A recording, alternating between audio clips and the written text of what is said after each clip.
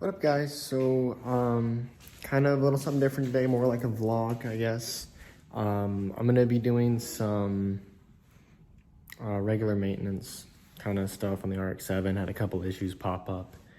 So, Labor Day weekend, I took the car out and up to Toke. We did the drift event. It was awesome. The car ran amazing. The car did just what it was supposed to do.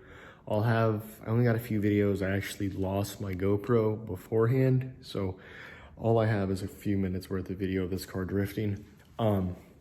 However, a few things broke. What I had for my gas filler is a pretty janky setup since my overfenders didn't have a spot for the gas door to still open.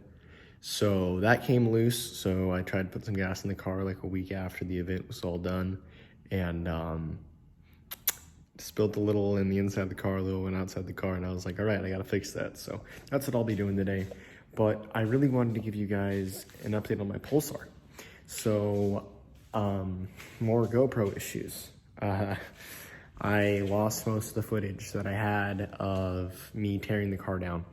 The last thing that I'd done to the car was I got it down to the block, and then I took the crank out of it, I took the pistons out of it.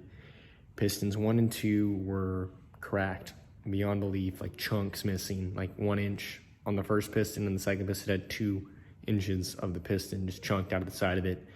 The crank main journal was severely damaged on number 4. Lots of issues happened, and the rods were not upgraded unless they are GTIR rods. I'm not even gonna look into it, it's not worth my time. But so now I know exactly what's going on in that motor. I went to go hone it. Number 1, I couldn't hone it out of it, so time to call in the big guns, which is what I'm actually ordering parts for this car tonight. We are gonna get the 90mm stroker kit for my motor, so it'll pull it out to a 2.2 liter. 90mm pistons with rods, upgraded H-beams. I don't know exactly which ones they are. It's all Mazwork parts. And then I'm getting Darton sleeves, and then I'm gonna have it bored out to 90mm, and I'm having a shop local to me doing it. And they said they'd assembled the short block even, so I was like, cool, more power to you. So I'll have them throw it together and all those parts get here, and we'll have the SR22, I guess. And after that, head's going back on, bolting up to the tranny, put it back in the car, wiring harness, fix my fuel pressure regulator, put in my new boost controller. I have to weld in a bung for the turbo to have, or the boost controller to have pressure, and then the car should be solid. It's gonna make a decent amount of power. I'm shooting for 350 horsepower, maybe 400 if I can, on pump gas. I'm not gonna do anything crazy with race gas, and if I have to go crazy with boost to try to get it to go that much power, I'm not even gonna go for that high. The car is 2,600 pounds. It's gonna be fast, but we want reliable. So you build an SR20 to hold 800, you make 400, you're all right. So that's just a little update for the Pulsar for you guys. RX-7's still doing good, but I don't think I'm gonna record me doing this since I did it super janky. Another thing I forgot is that my LED Tail Mods V3 taillights finally came in. So they are extremely bright, so I can't show them straight on. I'll try to add a couple pictures by the time this video is up. I love them. They're super bright. I think they capture the car really well, and I have to have the car running because it requires 12 volts like permanently to run them, but the turn signals are sequential. So shout out to him. He got these to me very fast, and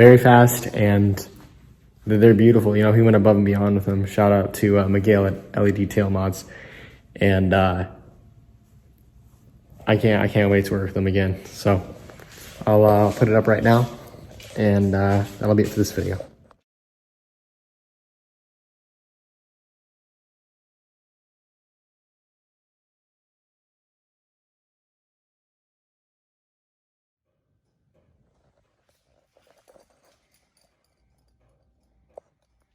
you know, as I mentioned before, they require 12 volts, so they look really dim when you're not having the car running, but when they're on, they are so bright and they look awesome.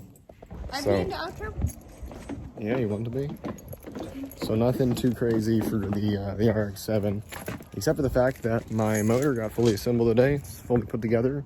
The end plate was supposed to be within 2000s, and it's under 1000. So I'm pretty happy with how tightly wound that thing is. Intake manifold's being worked on right now to get the semi-peripheral port modification. Same with the lower. Then it's being port matched. Then my exhaust manifold's being made. Still waiting on an oil pan and engine mounts from Built to Apex. And after that, it gets to go in the donor car, and they'll fire it up. Get to listen to it, hear that thing scream a little bit, and then it gets sent to me. So I will hopefully do an update to this video when something cool happens to my RX-7 or maybe even the GTIR. Say bye. Bye.